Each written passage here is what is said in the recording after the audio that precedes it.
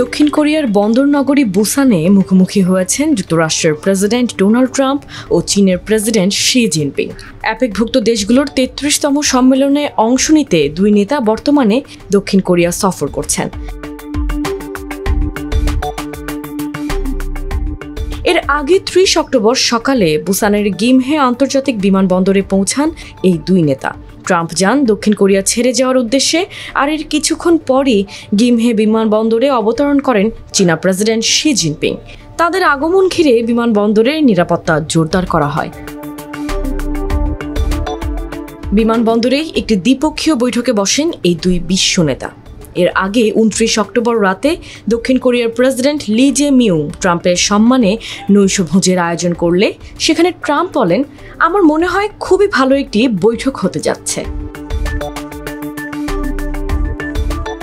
এদিকে বৈঠকের ঠিক আগ মুহূর্তে সামাজিক যোগাযোগ মাধ্যমে এক ঘোষণায় যুক্তরাষ্ট্রের পারমাণবিক অস্ত্র পরীক্ষা পুনরায় শুরুর নির্দেশ দেন ট্রাম্প। তিনি লেখেন, অন্য দেশগুলোর পারমাণবিক পরীক্ষা কর্মসূচির কারণে আমি ডিপার্টমেন্ট অফ ওয়ারকে নির্দেশ দিয়েছি আমাদের পারমাণবিক অস্ত্রের পরীক্ষাও সমানভাবে শুরু করতে। ট্রাম্প বলেন, যুক্তরাষ্ট্রের হাতে বিশ্বের সবচেয়ে বেশি পারমাণবিক অস্ত্র আছে, এরপরই রাশিয়া আর অনেক পেছনে চীন। তিনি জানান, চীনের পারমাণবিক কর্মসূচি আর ৫ বছরের মধ্যেই যুক্তরাষ্ট্রের সমপর্যায়ে পৌঁছাতে পারে।